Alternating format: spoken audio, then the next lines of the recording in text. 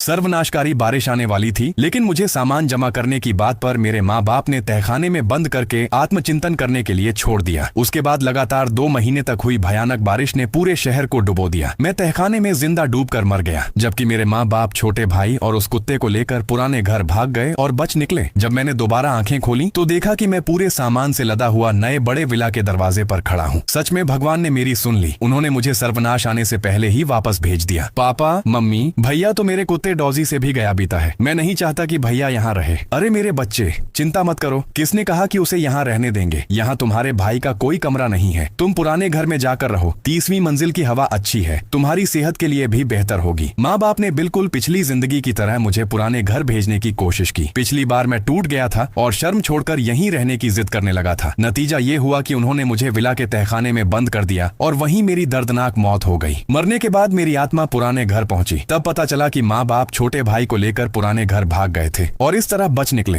पापा, मम्मी, बहुत अच्छा हुआ। अब वह आंखों में चुभने वाला बड़ा भाई नहीं रहेगा। अब आप दोनों सिर्फ मुझसे ही प्यार करेंगे। चिंता मत करो यांग, वह रहे या न रहे, हम सिर्फ तुमसे ही प्यार करते हैं। इस बार पुनर्जन्म लेकर लौटा हूँ। मैं ढेर सारा खाना और जरूरी सामान जमा करूंगा और तुम सबको बर्बाद होते हुए देखूंगा। ठीक है, मैं अभी पुराने घर चला जाता हूँ। माँ, पापा, छोटे भाई और प्यारे कुत्ते, आप सब नए विला में खुशी खुशी रहिए और सुख से जीवन बिताइए। माँ बाप और छोटा भाई बिना एक बार भी मुझे रोकने की कोशिश किए मुड़कर चले गए। सच में गुस्सा आता है। इतना धीरे धीरे चल रहे हैं कि हमें इस गर्मी में बाहर खड़ा रहना पड़ रहा है। मैंने जेब में रखी पुराने घर की चाबी को कसकर पकड़ लिया। सब लोग जल्दी में सिर्फ छोटे भाई और कुत्ते को साथ ले गए, लेकिन पुराने घर की चाबी सिर्फ मेरे पास रह गई। और आज रात एक जबरदस्त बिजली का धमाका होगा जो पूरे नए विला को तबाह कर देगा। मेरा 30वीं मंजिल वाला पुराना घर ही सबसे सुरक्षित जगह है। अब मुझे जितना हो सके उतना सामान जमा करना होगा। पिछली जिंदगी में तहखाने में बंद रहने के दौरान मैं भूख से पेड़ की छाल तक चबाने लगा था और प्यास लगने पर गंदा पानी पीना पड़ा था। उस दर्दनाक अनुभव को मैं दोबारा कभी नहीं झेलूंगा। मन में फैसला करके मैं तुरंत कॉलोनी के पास वाले सुपरमार्केट पहुंच गया। अफसोस, मेरे पास ज्यादा पैसे नहीं थे। सिर्फ 300 युआन जेब खर्च के रूप में मैंने चोरी छिपे बचा कर रखे थे। इतने पैसों में तो बस कुछ डिब्बे इंस्टेंट नूडल्स ही आते। अगर सच में बारिश 2 महीने चली तो इतनी चीजों से मैं जिंदा नहीं बच पाता। इसी चिंता में था कि माँ का फोन आ गया। चेंग फेंग, तुम्हारे छोटे भाई ने कहा है कि ड्राइंग रूम बहुत गर्म है। अभी तुरंत जाकर एक एयर कंडीशनर खरीदो। अगर आधे घंटे के अंदर तुम्हारा छोटा भाई ठंडी हवा नहीं ले पाया तो मैं तुम्हारी हड्डियां तोड़ दूंगी। मैंने संदेश देखा, पैसे आ चुके थे। ठीक है मम्मी, अभी जाकर छोटे भाई के लिए एयर कंडीशनर खरीदता हूँ। पैसे मिलते ही मैं बिना किसी झिझक के सुपरमार्केट के काउंटर पर गया और पूरे 30,300 युआन का शॉपिंग कार्ट बनवा लिया। सबसे पहले 3 बड़ी कुल्हाड़ियां, कुछ चाकू और ठंड से बचाने वाले बिजली के उपकरण खरीदे ताकि जरूरत पड़ने पर आत्मरक्षा भी की जा सके। भारी बारिश के दौरान पानी और बिजली दोनों बंद हो जाएंगे, इसलिए सबसे पहले ऐसी चीजें लेनी थी जिन्हें लंबे समय तक रखा जा सके और बिना पकाए खाया जा सके। मैंने 6 डिब्बे इंस्टेंट नूडल्स, 8 डिब्बे compressed biscuit, 10 packet beef jerky और 200 पैकेट तैयार खाने वाले भोजन खरीदे। इसके अलावा स्वादिष्ट स्नैक्स भी लिए। ब्रेज्ड चिकन लेग, बत्तख का सिर, मछली के स्नैक्स वगैरह। शकरकंद, मक्का, मूली, सेब और रोजमर्रा में इस्तेमाल होने वाली तमाम दवाइयां भी खरीद ली। इस तरह पूरे दिन की भागदौड़ के बाद मैं सारा सामान पुराने घर ले आया। जब सब कुछ ठीक हो गया तभी बाहर आसमान में गरजते बादलों के साथ बिजली चमकी और तय समय पर मूसलाधार बारिश शुरू हो गई। बाहर झमाझम बरसती बारिश को देखते हुए मुझे पिछली जिंदगी में तहखाने में डूबकर मरने का दर्दनाक दृश्य याद आ गया। मैं दोनों हाथों से लोहे का दरवाजा पीटता रहा, यहाँ तक कि मेरे नाखून घिसकर खून निकलने लगा। तहखाने का पानी मेरी जांघों तक पहुंच चुका था। माँ, पानी भर गया है, मुझे बाहर निकाल दो। चुप रहो, कहीं तुम्हारी आवाज से तुम्हारा छोटा भाई डर ना जाए। ये हमारा नया विला है। तुम्हारे जैसे गंदे अपशकुनी को तो बस तहखाने में ही रहना चाहिए। इतनी जोर की बारिश में पानी भरना तो बिल्कुल सामान्य बात है। आराम से भीगते रहो।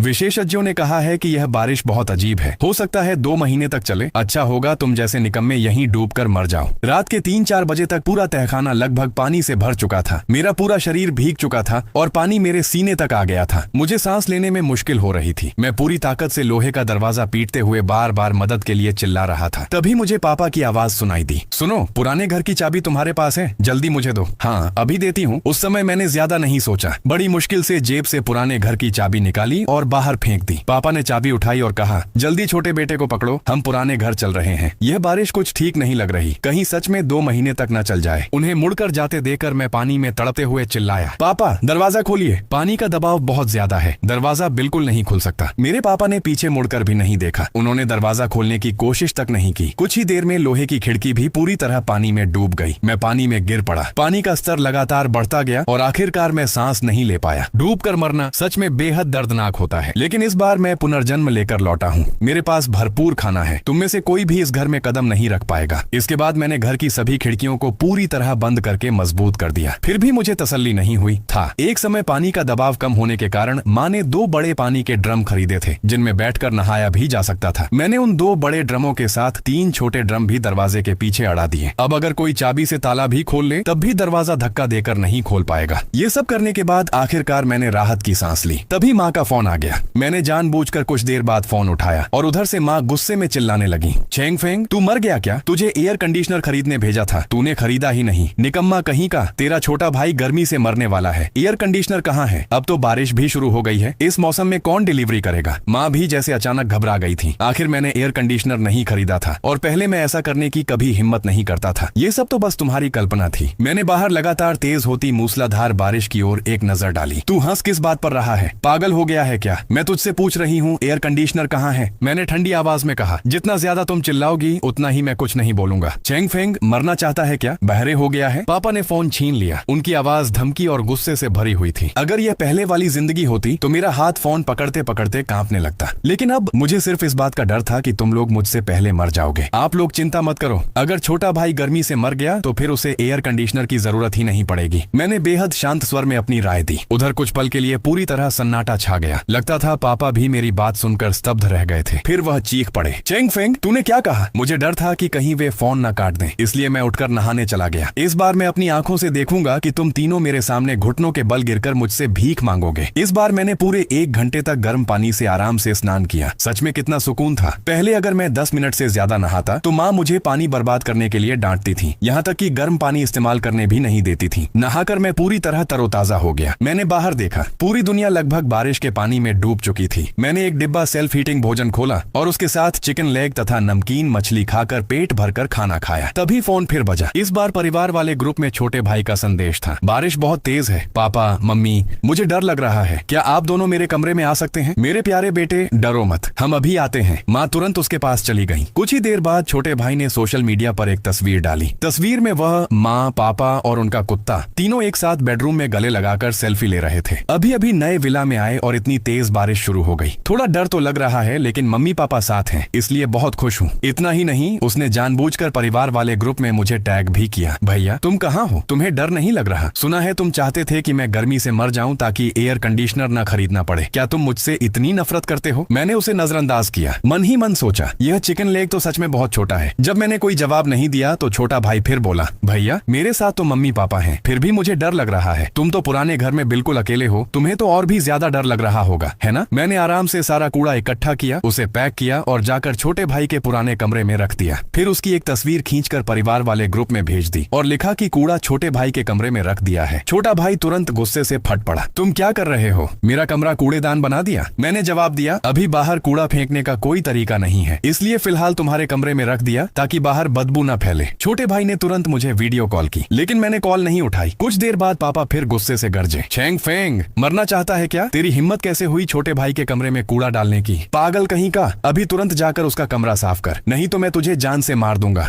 मैंने बस एक हंसने वाला इमोजी भेजा और फिर फोन बंद करके एक तरफ फेंक दिया। उस रात बिजली की गड़गड़ाहट और बारिश की आवाज सुनते सुनते मुझे जिंदगी की सबसे गहरी और मीठी नींद आई। जब मेरी आंख खुली तब भी आसमान पूरी तरह काला था। मूसलाधार बारिश अब भी लगातार जारी थी। फोन चालू करते ही देखा कि माँ पापा के दर्जनों मिस्ड कॉल पड़े हुए थे। पिछली जिंदगी की तरह ही आधी रात को उन्हें भी एहसास हो गया था कि कुछ गड़बड़ है और वे भागकर पुराने घर आ गए थे। मुझे किए गए ये सारे फोन सिर्फ इसलिए थे कि मैं दरवाजा खोल दूं। मैं ठंडी हंसी हंसते हुए दरवाजे के पास गया और उनकी बातें सुनने लगा। चेंग फेंग घर पर नहीं है, लगता है हमसे डांट खाने के डर से रातों रात कहीं छिप गया। छोटा भाई रोते हुए बोला, अब क्या करें, मैं बहुत थक गया हूँ, बहुत भूख लगी है, जल्दी दरवाजा खोलो। मेरे प्यारे बेटे घबराओ मत, पापा है ना। रोते रोते छोटा भाई मुझे गालियां देने लगा। सब उस निकम्मे चेंग फेंग की गलती है, उसने पुराने घर की चाबी विला में छोड़कर क्यों नहीं रखी? मैं उसका हाथ तोड़ दूंगा। हाँ हाँ, उसका हाथ तोड़ देंगे। उसी समय बारिश थोड़ी हल्की हुई और आसमान भी कुछ उजला दिखाई देने लगा। पापा खुशी से बोले, लगता है बारिश रुक रही है, चलो वापस विला चलते हैं। मैंने पहले ही कहा था कि भला बारिश 2 महीने तक कैसे चल सकती है? मेरा हाथ तोड़ोगे? तुम लोगों को शायद यह पता नहीं कि तुमने अभी अभी अपनी जिंदगी बचाने का इकलौता मौका खो दिया है। अगर तुम लोग इस बहुमंजिला इमारत में ही रहते तो बाढ़ से बच सकते थे और यहाँ इतने लोग रहते हैं कि किसी न किसी तरह खाने का इंतजाम भी हो जाता, लेकिन तुमने जिद करके फिर से विला लौटने का फैसला किया। जैसे ही वे लोग विला पहुंचे बारिश फिर पहले से भी ज्यादा ज्यादा तेज हो गई। स्थानीय प्रशासन ने चेतावनी जारी कर दी। नदी का जल स्तर तेजी से बढ़ चुका था और अब वह तटबंध से बाहर निकलने वाला था। वह नदी हमारे आवासीय परिसर से केवल 1 किलोमीटर दूर थी। उधर सोसाइटी प्रबंधन ने भी सूचना दी कि भूमिगत पार्किंग की बिजली व्यवस्था खराब होने के कारण पूरे इलाके की बिजली काट दी गई है। कई जगह करंट फैल चुका था। सबको सख्त चेतावनी दी गई कि कोई भी पानी में न उतरे। जब पानी में करंट हो तो भला कौन उतरने की हिम्मत करेगा। तभी पापा ने परिवार वाले ग्रुप में संदेश भेजा, सुनो, तुम पहले बेटे को लेकर तीसरी मंजिल पर चली जाओ, नीचे पहली मंजिल पर मत जाना, पता नहीं कहाँ कहाँ करंट फैला हुआ है। माँ झुंझलाकर बोली, उफ, ये बारिश आखिर कब रुकेगी। मैं तो बेटे के लिए एक कटोरी नूडल्स भी नहीं बना पा रही हूँ। आखिर में वे तीनों फिर मुझे कोसने लगे। मैंने उनकी परवाह नहीं की, आराम से अपना दोपहर का खाना बनाया, पेट भरकर खाया, फिर बालकनी में बैठकर सेब खाने लगा। उस समय बाहर हर तरफ सिर्फ पानी ही पानी था। सोसाइटी के नीचे की सारी सड़कें पूरी तरह डूब चुकी थीं। यहाँ तक कि चौक पर लगे लंबे लैंडस्केप लैंप का आधा हिस्सा भी पानी में समा चुका था। इसका मतलब था कि सोसाइटी में कम से कम आधा मीटर पानी भर चुका था। 5वें दिन वह पूरा लैंडस्केप लैंप पानी में डूब गया। 7वें दिन उसके ऊपर का हिस्सा भी दिखाई देना बंद हो गया। उसी दिन अचानक नदी की दिशा से बाढ़ का एक भयंकर सैलाब आ गया। पूरा आवासीय परिसर अफरा तफरी में डूब गया। हर तरफ लोग चिल्ला रहे थे, नदी का बांध टूट गया है, जल्दी ऊंची जगह भागो। चारों ओर सिर्फ पानी ही पानी था। पूरा इलाका पूरी तरह अराजक हो चुका था। मैंने तुरंत जाकर घर का दरवाजा जांच लिया। सब कुछ बिल्कुल सुरक्षित था। तब मैं निश्चिंत होकर सोफे पर लेट गया। मोबाइल में अब भी नेटवर्क था। कई दिनों से शांत पड़े परिवार वाले ग्रुप में फिर संदेश आने लगे। पापा ने लिखा, मुझे एक पावर बैंक मिल गया है और मैंने फोन चार्ज कर लिया। तुम लोगों का क्या हाल है। माँ ने जवाब दिया, मैं दूसरी मंजिल की बालकनी में फंसी हूँ, लगता है यहाँ भी करंट है, इसलिए हिलने की हिम्मत नहीं हो रही। फिर लिखा, सुनो, हम सामने वाले मकान की छत पर छिपे हुए हैं, मैं नूडल्स का एक पैकेट ऊपर ले आई हूँ, कुछ दिन तो भूखे नहीं मरेंगे, तुम कैसे हो। पापा ने लिखा, मुझे एक टूटी हुई प्लास्टिक की नाव मिल गई है, पानी में बहकर आई थी, अब उसी के सहारे हूँ। छोटा भाई रोते हुए बोला, पापा मुझे बहुत भूख लगी है, मैं अब और सहन नहीं कर सकता, जल्दी मेरे लिए कुछ खाने का इंतजाम करो। माँ उसे दिलासा देते हुए बोली, मेरे प्यारे बेटे रो मत, मैंने सामने वाले विला में लोगों को देखा है, थोड़ी देर में जाकर उनसे कुछ खाने के लिए मांगती हूँ। खाना मांगने की क्या जरूरत है, क्या तुम्हें पता नहीं मैं इस समय गर्मा गर्म सेल्फ हीटिंग हॉट पॉट और पहले से पकाए हुए बड़े बड़े चिकन खा रहा हूँ। चिकन विंग्स, मीठा कोला, लाल लाल सेब, इतना खाना था कि खत्म ही नहीं हो रहा था, बिल्कुल खत्म नहीं हो रहा था। चेंगफेंग हरामजादे, तुझे इतना सारा खाना कहाँ से मिला, अभी के अभी हमारे पास लेकर आ। चेंगफेंग, क्या तुम मुझे बचाने आ रहे हो, पिछली बार दरवाजा क्यों नहीं खोला था, मरना चाहते हो क्या। मैंने आराम से गर्मा गर्म हॉट पॉट खाते हुए कहा, दोस्तों बस एक छोटा सा हॉट पॉट खा रहा हूँ, लाइक करना मत भूलना। कुछ साल पहले माँ 2 महीने तक अस्पताल में भर्ती थी। मैंने दिन रात उनकी सेवा की थी, इतनी मेहनत की कि थक कर खून की उल्टियां होने लगी थी, लेकिन माँ ने उल्टा मुझे ही डांटा कि मैं समझदार नहीं हूँ। उस समय मेरा दिल पूरी तरह टूट गया था। मैंने घर छोड़कर कभी वापस न आने का फैसला कर लिया था, लेकिन तभी पापा ने अचानक मुझे गले लगाया। चेंगफेंग, तुम्हारी देखभाल के लिए धन्यवाद, पापा सच में तुम्हारे बहुत आभारी हैं। उस समय मैं फूट फूट कर रो पड़ा। मुझे लगा कि आखिरकार किसी ने मेरी परवाह की है। मेरे दिल का सारा गुस्सा उसी पल गायब हो गया। मैंने घर छोड़ने का इरादा छोड़ दिया और फिर से बिना शिकायत सबकी सेवा करने वाला बेटा बन गया। अब सोचता हूँ मेरे पापा सच में बहुत चालाक थे। उन्होंने बस 2 मीठे शब्दों से मेरा सारा गुस्सा खत्म कर दिया और मुझे खुद इसका एहसास भी नहीं हुआ। ये सोचकर आज भी मेरे रोंगटे खड़े हो जाते हैं। अब उनके उन बनावटी चिंता भरे संदेशों को देखकर मुझे पहले कभी न हुई घिन महसूस हो रही थी। मैंने जवाब दिया, मैं कहीं बाहर नहीं जाऊंगा, आप लोगों ने ही तो मुझे पुराने घर में रहने के लिए मजबूर किया था, अब मैं यहीं रहूंगा। पापा ने तुरंत लिखा, बाहर मत निकलना, पापा को सच में डर है कि तुम्हें कुछ हो जाएगा। वैसे हमारे विला इलाके के कुछ लोग मिलकर खुद ही बचाव अभियान चला रहे हैं। किसी के पास रबर की नाव है, तुम अकेले पुराने घर में रह रहे हो, इसलिए हमें चिंता हो रही है। मौका मिलते ही हम नाव से तुम्हें लेने आएंगे, तब दरवाजा जरूर खोलना। देखा, आखिरकार उसकी असली मंशा सामने आ ही गई। मैं उसे अच्छी तरह डांटने ही वाला था कि तभी माँ का व्यवहार भी अचानक बदल गया। उन्होंने बड़े प्यार से लिखा, चेंगफेंग, ये अजीब बारिश बहुत खतरनाक है, पूरा परिवार साथ रहेगा तभी एक दूसरे का सहारा बन पाएंगे, तुम अपना ख्याल रखना, तुम्हें कुछ नहीं होना चाहिए। यहाँ तक कि छोटे भाई ने भी मुस्कुराते हुए इमोजी भेजा, भैया हमारा इंतजार करना, पूरा परिवार फिर से एक हो जाएगा, हम सब ठीक रहेंगे। मैं होंठों पर हल्की मुस्कान लाकर बोला, परिवार, कौन सा परिवार। मैं मन ही मन हिसाब लगाने लगा, अगर सच में उन्हें रबर की नाव मिल गई तो यहाँ वापस आना उनके लिए मुश्किल नहीं होगा। अब पानी सबसे बड़ी समस्या नहीं थी, सबसे बड़ी समस्या खाना था। भूख धीरे धीरे इंसान की समझदारी छीन लेती है और ज्यादा समय नहीं लगेगा कि लोग सिर्फ एक रोटी के लिए एक दूसरे की जान लेने को तैयार हो जाएंगे। अगर वे यहाँ आकर देख लेते कि मेरे पास इतना सारा खाना है तो मेरे लिए बहुत बड़ा खतरा पैदा हो जाएगा। लेकिन अगर मैं पहले ही सबको यह यकीन दिला दूं कि मैं सुरक्षित हूँ तो असली खतरा मेरे लिए नहीं बल्कि उनके लिए होगा। वैसे भी उन्हें रोकना अब संभव नहीं था, तो क्यों ना उन्हें एक जबरदस्त झटका दिया जाए। मैंने जवाब भेजा, आप लोग बहुत अच्छे हैं, जल्दी आइए, मैं हर समय दरवाजा खोलने के लिए तैयार हूँ। मैंने मीठे मीठे झूठ बोल दिए। माँ ने जवाब दिया, हमारा अच्छा बेटा, हमारा इंतजार करना। बिल्कुल, मैं इंतजार करूंगा, तुम तुम लोगों की बर्बादी अपनी आंखों से देखने के लिए। योजना बन जाने के कुछ ही समय बाद इंटरनेट भी पूरी तरह बंद हो गया। अब पानी, बिजली और नेटवर्क तीनों गायब थे। पूरा शहर पूरी तरह ढह चुका था। बारिश रुकने में अभी 1 महीने से भी ज्यादा समय बाकी था। बाहरी दुनिया से कोई भी यहाँ तक पहुँच ही नहीं सकता था। इतने गहरे पानी में हेलीकॉप्टर से राहत सामग्री पहुँचाना भी लगभग असंभव था। अगर मैं यह बात किसी से कहता तो शायद कोई यकीन नहीं करता, लेकिन अब असली प्रलय शुरू हो चुकी थी। मैं वापस कमरे में गया। बिजली की चमक का सहारा लेकर मैंने फिर से अपना सारा सामान गिना। पहाड़ की तरह लगे सेल्फ हीटिंग भोजन के डिब्बे, खनिज पानी की कतारें, जमीन पर बिखरे शकरकंद और मूली और तरह तरह के स्नैक्स, यह सब मिलाकर मैं अकेला इंसान आराम से 6 महीने तक जी सकता था। मैंने कोला की एक बोतल खोली। जीभ पर फूटते बुलबुलों का एहसास मुझे पहले कभी न मिली शांति दे रहा था, लेकिन मैंने बिल्कुल भी लापरवाही नहीं की। मैं फिर बालकनी में गया और बगल वाले फ्लैट की ओर देखने लगा। अगर माँ, पापा और छोटा भाई सच में लौट आए तो मैं उन्हें बगल वाले फ्लैट में रहने का सुझाव दूंगा। वह फ्लैट अभी तक खाली था। अंदर सिर्फ कच्चा निर्माण था। अभी तक न तो दरवाजा लगा था और न ही किसी ने उसे खरीदा था। दोनों फ्लैटों की बालकनियां एक दूसरे के काफी करीब थीं। बीच में सिर्फ एक दीवार और लोहे की जाली थी। कोई इंसान वहां से चढ़कर नहीं आ सकता था, लेकिन अगर डंडे के सहारे खाना एक दूसरे तक पहुंचाना हो तो यह बिल्कुल संभव था। और तब मैं आसानी से सारा निशाना उनकी तरफ मोड़ सकता था। सैकड़ों भूखी और लालची आंखें उनकी ओर टिक जाएंगी। उनका अंजाम क्या होगा, यह सोचकर ही मेरे होठों पर ठंडी मुस्कान आ गई। तीसरे दिन दोपहर में मूसलाधार बारिश अचानक फिर रहस्यमय तरीके से रुक गई। बस हल्की हल्की फुहारें बची थीं। यह झूठी राहत लोगों को एक नकली उम्मीद दे रही थी। इमारत में कई दिनों से भूखे प्यासे लोग लड़खड़ाते हुए खिड़कियों और गलियारों तक पहुंच गए। सब बाहर टकटकी लगाए उस बचाव दल का इंतजार कर रहे थे, जो कभी आने वाला ही नहीं था। कोई आ रहा है, कोई आ रहा है। अरे सेना नहीं है, विला इलाके के लोग हैं। मैंने हाथ बांधकर नीचे झांका। अरे ये तो मेरा वही प्यारा परिवार था। मानना पड़ेगा, सिर्फ 3 दिनों में उन्होंने सचमुच रबर की नाव का इंतजाम कर लिया था। हालांकि उनकी हालत बेहद खराब थी, लेकिन मौत के मुंह से बच निकलने की खुशी उनके चेहरों से साफ झलक रही थी। खासकर छोटा भाई, वह नाव चलाते चलाते रो रहा था और दूसरे हाथ में कुत्ते की टांग कसकर पकड़े हुए था। जब उन्होंने रबर की नाव को पानी में डूबी सीढ़ियों की रेलिंग से बांधा और इमारत के अंदर घुसे तो पूरे भवन में हलचल मच गई। अरे तुम लोग कहाँ से आए हो? तुम्हारे पास कुछ खाने का सामान है? थोड़ा हमें भी दे दो, मेरे बच्चे भूख से मर रहे हैं। लोग ऐसे टूट पड़े जैसे खून की गंध पाकर शार्क झपटती हैं। स्वाभाविक था, माँ पापा के पास कोई खाना नहीं था। उनकी सबसे कीमती चीज सिर्फ वही रबर की नाव थी। भीड़ से पीछा छुड़ाने के लिए पापा ने ऊपर की ओर इशारा करते हुए जोर से चिल्लाया, हटो सब हटो, मेरा बेटा 30वीं मंजिल पर रहता है। वह इस पूरी बिल्डिंग में सबसे अमीर है। उसके घर में ढेर सारा खाना भरा पड़ा है। हम उसी से खाना लेने जा रहे हैं। जो भी मुझे रोकेगा मैं उसे नहीं छोड़ूंगा। उनकी इस एक चीख ने सारी मुसीबत सीधे मेरे सिर पर डाल दी। भूख से बेहाल पड़ोसी यह सुनते ही चमक उठे। वे सब माँ पापा के पीछे पीछे 30वीं मंजिल की ओर चढ़ने लगे। कुछ ही देर में मेरे दरवाजे पर जोर जोर से दस्तक होने लगी। माँ पूरी ताकत से दरवाजा पीट रही थी। चेंग फेंग, पापा मम्मी आ गए हैं, जल्दी दरवाजा खोलो। वे इतनी बुरी तरह हाँफ रहे थे कि लगता था किसी भी पल भूख से गिर पड़ेंगे। इस बार मैंने घर में न होने का नाटक नहीं किया। मैंने तय किया कि अब तुम्हारे साथ थोड़ा खेल खेला जाए। मैं तेजी से दरवाजे तक गया, हैंडल पकड़कर ताला घुमाने का नाटक किया और साथ ही अंदर लगी लोहे की रॉड को और मजबूती से अड़ा दिया। मैंने जोर से कहा, पापा मम्मी, लगता है ताला खराब हो गया है। मैंने बहुत कोशिश की लेकिन खुल ही नहीं रहा। क्या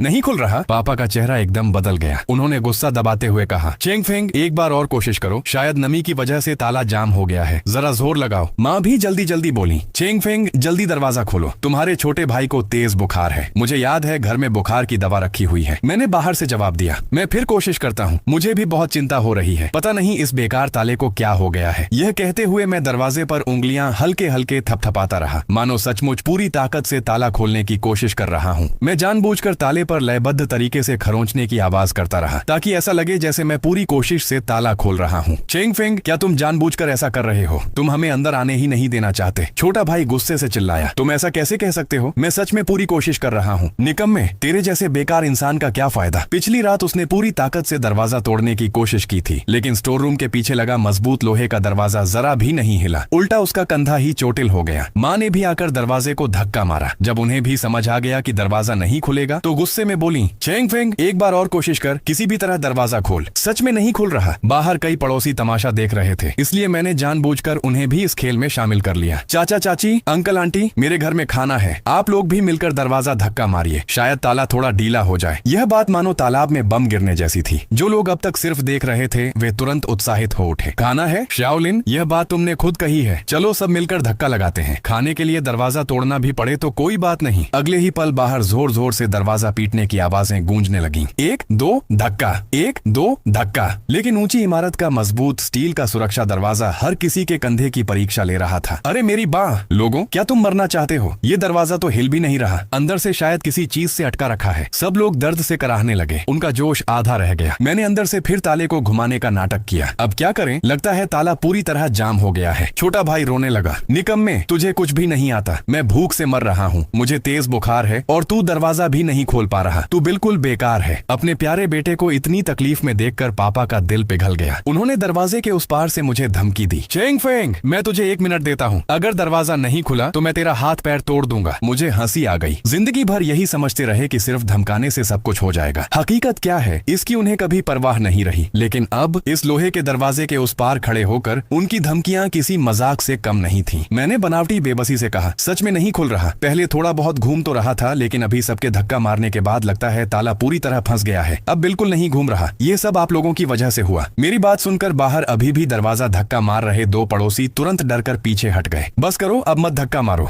जितना ज्यादा धक्का मारोगे उतना ही ताला फंस जाएगा, फिर तो किसी को भी खाना नहीं मिलेगा। छोड़ो यार, ये दरवाजा बहुत मजबूत है, कहीं अपनी हड्डियां ही न तोड़वा लें। कई पड़ोसी बड़बड़ाते हुए वहां से चले गए। वे तो सिर्फ थोड़ा फायदा उठाने आए थे। अब जब उन्हें कोई उम्मीद नहीं दिखी तो उन्होंने अपनी बची खुची ताकत भी यहाँ बर्बाद करना ठीक नहीं समझा। पहला संकट तो टल गया, लेकिन दूसरा संकट तुरंत सामने आ गया। माँ, पापा और छोटा भाई इतनी आसानी से हार मानने वाले नहीं थे। पापा अचानक बोले, हम बगल वाले फ्लैट में जा सकते हैं, वहाँ से बालकनी के रास्ते चेंग फेंग हमें खाना दे सकता है। बगल वाला 302 नंबर फ्लैट अभी तक बिका नहीं था, उसमें दरवाजा तक नहीं लगा था। जब भी मुझे घर में डांट पड़ती या दुख होता, मैं जाकर वहीं छिप जाता था। और छोटा भाई, उसे तो हमारे दोनों फ्लैटों की बालकनी में खेलना सबसे ज्यादा पसंद था। वह अक्सर अपनी बालकनी से मुझे आवाज देता, भैया इधर आओ। मैं कहता, आ रहा हूँ। फिर वह 301 नंबर की बालकनी से एक लंबी डंडी पर खाना बांधकर मेरी ओर बढ़ाता। जैसे ही मैं उसे लेने के लिए हाथ बढ़ाता, वह अचानक डंडी वापस खींच लेता, फिर जोर जोर से हंसता, हा हा हा भैया, मैं तो बस मजाक कर रहा था। वह बालकनी मेरे लिए दुःस्वप्न थी, लेकिन उसके लिए खेल का मैदान। उसे दोनों बालकनियों का हर कोना अच्छी तरह याद था, इसलिए जैसे ही उसने देखा कि मैं दरवाजा नहीं खोल पा रहा, उसे तुरंत बालकनी का रास्ता याद आ गया। माँ पापा ये सुनकर खुशी से झूम उठे। उन्होंने जल्दी जल्दी कहा, चेंग फेंग, खाना लेकर बालकनी में आओ, किसी तरह हमें दे दो। वे छोटे भाई को लेकर बगल वाले फ्लैट की ओर दौड़ पड़े। यह देखकर बाकी पड़ोसी भी उनके पीछे पीछे चल पड़े। कुछ ही देर में सामने वाली बालकनी लोगों से खचाखच भर गई। 10-15 लोग बालकनी में ठूसे हुए मेरी ओर देख रहे थे। पीछे और भी कई लोग थे जिन्हें जगह तक नहीं मिल रही थी। वे भूखी बत्तखों के झुंड की तरह एक दूसरे पर चढ़े जा रहे थे। उनमें कई परिचित चेहरे भी थे। 3003 वाले वांगशेन, 301 वाले दादा जाओ। उन्हें देखकर मेरे मन का तनाव थोड़ा कम हुआ। असल में मेरी जिंदगी में कुछ अच्छी यादें भी थीं। जब पापा मुझे पीटते थे तब वांगशेन आकर उनसे मुझे छोड़ देने की विनती करते थे। दादा झाओ अपने घर में तरबूज उगाते थे। कभी कभी वे मुझे एक तरबूज दे देते थे। अगर देखते कि मैं घर में अकेला हूँ तो मुझे चुपके से बुलाकर खाने को कहते, ताकि माँ पापा लौटकर मुझे भूखा न पाए। ऐसी छोटी छोटी बातें मुझे बहुत दिनों तक खुश रखती थी। शायद अगर मैं सही तरीके से लोगों का नेतृत्व करूं तो ये लोग इतने जल्दी हैवान नहीं बनेंगे। मुझे बस संभावित खतरे को कम करना था। निकम्मे, क्या कर रहा है, जल्दी अपने भाई को खाना दे। पापा अधीर होकर चिल्लाए। माँ एक तरफ लार निगल रही थी और दूसरी तरफ छोटे भाई का सिर सहला रही थी। दवा भी जल्दी भेज देना, तुम्हारे भाई को 2 दिन से तेज बुखार है। छोटे भाई का चेहरा लाल था, वह सचमुच बीमार लग रहा था। लेकिन मेरे सामने आते ही उसकी अकड़ फिर लौट आई। उसने मेरी तरफ इशारा करते हुए कहा, भैया वही वाला इस्तेमाल करो, जल्दी खाना भेजो, अभी इसी वक्त। ठीक है, इंतजार करो। ये सुनते ही भीड़ की आंखें हरी पड़ गईं। हर कोई लार टपका रहा था। भूख ने उन्हें लगभग पागल बना दिया था। छोटा भाई जैसे आखिरी ताकत जुटाकर चिल्लाया, पापा मुझे दो। उसने बारिश में भीगते हुए हाथ जितना हो सके उतना आगे बढ़ा दिया। मैंने एक पैकेट इंस्टेंट नूडल्स डंडी से बांधा और उसकी ओर बढ़ाया, लेकिन अगले ही पल मैंने उसी डंडी से उसके हाथ पर जोर से मार दिया। उसकी बाह गोरी और मुलायम थी। मेरे एक ही वार से वह सूज गई। वह दर्द से चीख उठा, क्या कर रहे हो भैया, तुम पागल हो गए हो क्या, तुमने मुझे क्यों मारा। माँ पापा दोनों गुस्से से चिल्ला उठे, तुम पागल हो गए हो क्या, तुम अपने छोटे भाई को क्यों मार रहे हो। मैंने शांत स्वर में कहा, पापा मम्मी जरा चारों तरफ देखिए, इतने सारे अंकल आंटी यहाँ खड़े हैं। मेरे पास सिर्फ इतना ही इंस्टेंट नूडल्स और मिनरल वाटर बाहर देने के लिए है। सबको खाना चाहिए, सिर्फ वही पहले क्यों ले। मैंने ऊंची आवाज में सबको संबोधित किया, सुनिए सब लोग, अब से खाना जिंदगी बचाने वाली चीज है, इसलिए नियम बनेंगे। जिनके घर में बुजुर्ग, गर्भवती महिलाएं या छोटे बच्चे हैं उन्हें पहले मिलेगा, बाकी सभी लोग लाइन में खड़े होंगे। मेरी यह बात सुनते ही जो लोग मुझे अभी तक नालायक बेटा समझ रहे थे, उनकी नजर में मैं अचानक सबकी भलाई सोचने वाला इंसान बन गया। शाओलिन बिल्कुल सही कह रहा है। हाँ, सिर्फ इसलिए कि वह तुम्हारा बेटा है, उसे पहले क्यों मिले, सब लाइन में लगेंगे। असल में हालांकि लोग कई दिनों से भूखे थे, लेकिन अभी तक उनकी इंसानियत पूरी तरह खत्म नहीं हुई थी। बस किसी एक इंसान को आगे बढ़कर नियम बनाने की जरूरत थी, बाकी लोग अपने आप उसका पालन करने लगते थे। मेरा उद्देश्य बहुत सीधा था, उस दिखावटी प्यार करने वाले परिवार को अच्छी तरह सबक सिखाना। तभी वांगशेन धीरे से से बोले। श्याओ फेंग, धन्यवाद। मेरी माँ की तबीयत पहले से ही बहुत खराब है, कई दिनों से भूखी भी है। क्या तुम मुझे एक पैकेट ब्रेड दे सकते हो? वांग शेन बाकी लोगों की तरह आगे धक्का मुक्की नहीं कर रहे थे। वे चुपचाप एक कोने में खड़े थे। मैंने बिना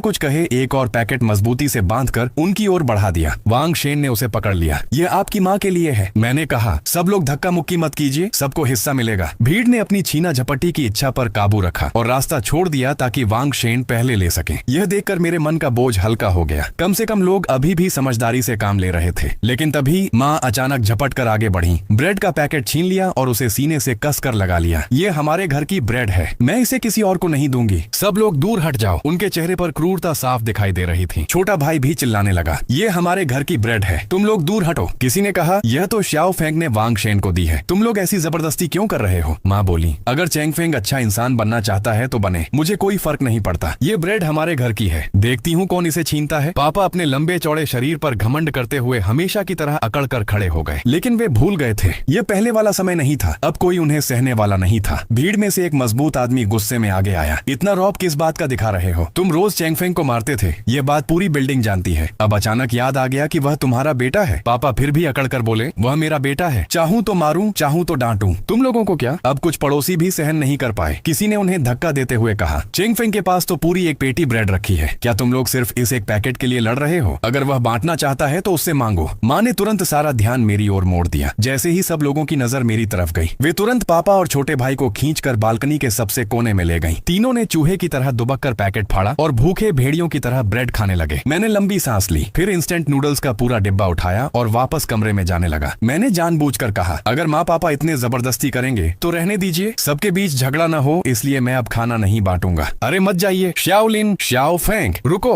उधर माँ तुरंत चिल्लाई, देखा तुम लोग इसकी तरफदारी कर रहे थे, असल में यह बहुत स्वार्थी है। अब खाना बांटना बंद कर दिया ना? अब समझे कि हम इसे क्यों मारते थे? यह जन्मजात कमीना है, जानबूझकर तुम लोगों से खेल रहा था। इसकी असलियत से धोखा मत खाना। मैंने उनकी इस नौटंकी पर ठंडी हंसी हंसी, फिर वापस कमरे में गया और एक बड़ा सा थैला उठाकर बाहर आ गया। मैं मुस्कुराया, अभी तो मैं बस मजाक कर रहा था। देखिए ये क्या है? मैंने थैले में से 10 गर्मा गर्म सेल्फ हीटिंग भोजन के डिब्बे निकाले, फिर वैक्यूम पैक किए हुए बड़े पैकेट बीफ जर्की के निकाले और अंत में एक पूरा टब साफ सुथरे ताजा शकरकंदों से भरा हुआ बाहर रखा। सेल्फ हीटिंग चावल, बीफ। उसी पल पूरी बालकनी में सिर्फ लोगों के लार निकलने की आवाज सुनाई दे रही थी। चेंग फेंग, तुम्हारे पास इतना सारा खाना? माँ घबरा कर बोली, बेटा ये सब बाहर वालों को मत बांटो, माँ पापा इसे तुम्हारे लिए संभाल लेंगे। छोटा भाई चिल्लाया, भैया मुझे सेल्फ हीटिंग चावल चाहिए, वह बीफ वाला पैकेट भी मुझे दो, जल्दी दो। मैंने शांत स्वर में कहा, माँ पापा और छोटे भाई को छोड़कर बाकी सब लोग यह खाना बांट सकते हैं, किसी और वजह से नहीं, बस इसलिए कि आप सबने हमेशा मेरा ख्याल रखा। मैंने दादा झाओ की ओर देखा। दादा झाओ, कृपया आप बांटने की जिम्मेदारी संभालिए। ये 10 भोजन के डिब्बे पहले बुजुर्गों और बच्चों को दीजिए और बीफ जर्की तथा शकरकंद बाकी लोगों में बराबर बांट दीजिए। दादा झाओ की आंखें भर आईं। श्याओ फेंग, मैंने सच में तुम्हें गलत नहीं पहचाना, मैं बांटता हूँ। जो भी छीना झपट्टी करेगा पहले मुझसे निपटना होगा। मैंने लंबी डंडी के सहारे लगातार सामान पहुंचाना शुरू किया। शकरकंद हवा में सुंदर चाप बनाते हुए उड़ते और भूख से बेहाल पड़ोसियों के हाथों में गिरते। माँ पापा और छोटे भाई के चेहरे देखने लायक थे। वे गुस्से और जलन से जैसे खून की उल्टी करने वाले हों। उन्हें देखकर मुझे लगा आज यह खाना बांटना सच में सार्थक था। असल में खाना बांटने के मेरे 2 उद्देश्य थे। पहला, आसान चुकाना, क्योंकि इस इमारत में कई लोग ऐसे थे जिन्होंने सालों तक मेरे साथ अच्छा व्यवहार किया था। उन्होंने मुझे इंसानियत की थोड़ी सी गर्माहट दी थी। दूसरा, भविष्य की मुसीबतों को रोकना। अब पूरी बिल्डिंग जान चुकी थी कि मेरे घर में बहुत सारा खाना है। अगर हालात और बिगड़े तो भूख इंसानों को पागल बना देगी। उस समय सबसे बड़ा निशाना मैं ही बनूंगा। भले ही कोई मेरे घर का दरवाजा न तोड़ पाए, लेकिन जब 2 महीने बाद सब कुछ सामान्य होगा तो मैं फिर इस समाज में कैसे रहूंगा? इसलिए लोगों से पूरी तरह नाता तोड़ लेना सही नहीं था। मैं दूसरों की तकलीफों पर पत्थर दिल नहीं बनना चाहता था। आखिर यह दुनिया सचमुच हमेशा के लिए खत्म तो नहीं होने वाली थी। हाँ, एक बात अलग थी, अपने परिवार की तकलीफ देखकर मुझे जरा भी दुख नहीं हो रहा था। कुछ ही देर में सब लोग खुशी खुशी बातें करने लगे। हंसी की आवाजें गूंजने लगी। ऐसा लग रहा था मानो बाहर की मूसलाधार बारिश रुक चुकी हो। धीरे धीरे लोग अपने अपने घर लौटने लगे। सबसे आखिर में वांग शेन गए। जाते जाते उन्होंने मुझे एक लॉलीपॉप दिया। माफ करना श्याओ फेंग, मैंने इसे इतने दिनों से संभाल कर रखा था, खुद भी नहीं खाया। अब यह तुम्हारे लिए। धन्यवाद। मैंने कागज खोलकर लॉलीपॉप मुंह में रखा। उसकी मिठास धीरे धीरे पूरे मुंह में फैल गई। अब वहाँ सिर्फ माँ, पापा और छोटा भाई रह गए थे। अभी तक भीड़ के कारण पापा कुछ नहीं कर पाए थे, लेकिन जैसे ही सब लोग चले गए वे फिर अपने असली रूप में आ गए। नालायक, इतना सारा खाना सबको बांट दिया, तेरा दिमाग खराब हो गया है क्या? माँ भी बोली, सही कहा, कम से कम उन्हें महंगे दाम पर बेच तो सकता था। एक शकरकंद एनसॉट में भी बेचता तो लोग खरीद लेते। छोटा भाई चिल्लाया, भैया मुझे भी हिस्सा दो, दूसरों की चिंता क्यों कर रहे हो? मैं तुम्हारा छोटा भाई हूँ, मैंने ठंडे स्वर में कहा। अब मैं तुम्हारा भाई हो गया? अभी थोड़ी देर पहले तो मेरा हाथ तोड़ने की बात कर रहे थे। इतना कहकर मैं मुड़ा और अंदर चला गया। पीछे से माँ पापा की गालियां लगातार आती रहीं। वे बगल वाले फ्लैट में पागलों की तरह चिल्लाते रहे, दीवारें पीटते रहे, दरवाजा तोड़ने की कोशिश करते रहे, लेकिन मैंने उनकी तरफ बिल्कुल ध्यान नहीं दिया। उस रात मुझे वर्षों बाद सच्ची शांति महसूस हुई। अगली सुबह उठते ही मैं सबसे पहले बालकनी में गया। माँ पापा और छोटा भाई पहले से ही वहाँ मेरा इंतजार कर रहे थे। बेटा, हमसे गलती हो गई, थोड़ा सा खाना दे दो। बेटा बाहर आओ, हम सच में तुमसे प्यार करते हैं, कल हमसे बहुत बड़ी गलती हो गई। छोटा भाई भी रोने लगा। भैया, मुझसे गलती हो गई, मैं आगे से तुम्हें कभी परेशान नहीं करूंगा, मुझे बचा लो, मेरे सिर में बहुत दर्द हो रहा है। उसी समय वांगशेन एक गर्भवती महिला को सहारा देकर वहां लाए। वह 28वीं मंजिल पर रहने वाली अध्यापिका छिन थी। वे मेरी प्राथमिक विद्यालय की हिंदी मूल कहानी में चीनी भाषा की शिक्षिका थी। वांगशेन बोले, श्याओ फेंग, अध्यापिका छिन को तेज बुखार है, उनके पति टीवी स्टेशन में फंसे हुए हैं और वापस नहीं आ पा रहे। वह गर्भवती है, इसलिए कोई भी दवा बिना सोचे समझे नहीं खा सकती। सुना है तुम्हारे पास बच्चों की बुखार की दवा या इबुप्रोफेन है। अध्यापिका छिन ने शर्मिंदा होकर कहा। चेंगफेंग, मुझे सच में माफ करना, मेरे पास कोई और रास्ता नहीं बचा। मेरे पेट में बच्चा है, उसे कुछ नहीं होना चाहिए। मैं बिना कुछ बोले तुरंत अंदर गया, पूरी एक बोतल इबुप्रोफेन लेकर वापस आया। अध्यापिका छिन, यह लीजिए। मैंने दवा की बोतल डंडी से बांधकर उनकी ओर बढ़ा दी। उन्होंने हाथ बढ़ाया, बस दवा पकड़ने ही वाली थी कि जो छोटा भाई अभी तक जमीन पर पड़ा था अचानक बिजली की तरह उठकर झपटा। उसने दवा की बोतल छीन ली और कसकर पकड़ ली। वह गुस्से से चिल्लाया, चेंगफेंग, क्या तुम इंसान भी हो? मैं तुम्हारा छोटा भाई हूँ, तुम मुझे नहीं बचाओगे लेकिन बाहर वालों को बचाओगे। वांगशेन तुरंत बोले, अरे तुम गर्भवती महिला की दवा क्यों छीन रहे हो? जल्दी वापस करो। ये कहते हुए उन्होंने हाथ बढ़ाकर दवा वापस लेने की कोशिश की। वांगशेन दवा की बोतल वापस लेने के लिए आगे बढ़े। यह देखकर माँ पापा के भीतर अपने बेटे को बचाने की प्रवृत्ति फूट पड़ी। माँ ने एक जोरदार लात वांगशेन के पेट में मारी, जिससे वे लड़खड़ाकर जमीन पर गिर पड़े। मेरे बेटे की दवा छीनने की हिम्मत किसकी हुई? यह सारी दवा हमारे घर की है, यह मेरी है। दवा के लिए छीना झपट्टी के दौरान छोटे भाई ने गलती से अध्यापिका छिन को धक्का दे दिया। रुको! अध्यापिका छिन का संतुलन बिगड़ गया और वे जोर से जमीन पर गिर पड़ी। वांगशेन घबराकर चिल्लाए, जल्दी किसी को बुलाओ, अध्यापिका छिन को खून बह रहा है, कोई है? जल्दी आइए। इस परिवार ने एक गर्भवती महिला पर हाथ उठाया है। उनकी यह चीख पूरी इमारत में गूंज गई। कई लोग दौड़ते हुए वहां पहुंचे। सामने का दृश्य देखकर सब स्तब्ध रह गए। भीड़ में से डॉक्टर जैसे दिखने वाले एक पड़ोसी तुरंत आगे आए। बुरा हुआ, शायद प्लेसेंटा समय से पहले अलग हो गया है, इनका समय से पहले प्रसव हो सकता है। सब लोग जल्दी मदद करो, मैं प्राथमिक उपचार करता हूँ। लोग घबराहट में तुरंत उनके चारों ओर घेरा बनाकर खड़े हो गए। उधर कुछ हट्टे कट्टे आदमी लाल आंखों से छोटे भाई को घूर रहे थे। वह अब भी इबुप्रोफेन की बोतल कसकर पकड़े हुए था। जल्दी दवा वापस लो, अध्यापिका छिन को अभी इसकी जरूरत है। छोटा भाई पागलों की तरह चिल्लाया, इबुप्रोफेन मेरी है, मेरी, जो भी पास आएगा मैं उसे काट खाऊंगा। उसने बोतल का ढक्कन खोल लिया और दवा मुंह में डालने ही वाला था। आखिर कुछ ताकतवर लोग खुद को रोक नहीं पाए, वे एक साथ उस पर टूट पड़े। पापा उसे बचाने की कोशिश करने लगे, लेकिन इस बार कोई भी उनकी परवाह करने वाला नहीं था। गर्भवती औरत पर भी हाथ उठाते हो, मारो इसे। अगले ही पल लात घूंसों की बरसात शुरू हो गई। कुछ ही बार में पापा जमीन पर गिर पड़े। आखिरकार इबुप्रोफेन की बोतल छोटे भाई से छीन ली गई और डॉक्टर के हाथ में पहुंचा दी गई। छोटा भाई रोते हुए चिल्लाया, पापा!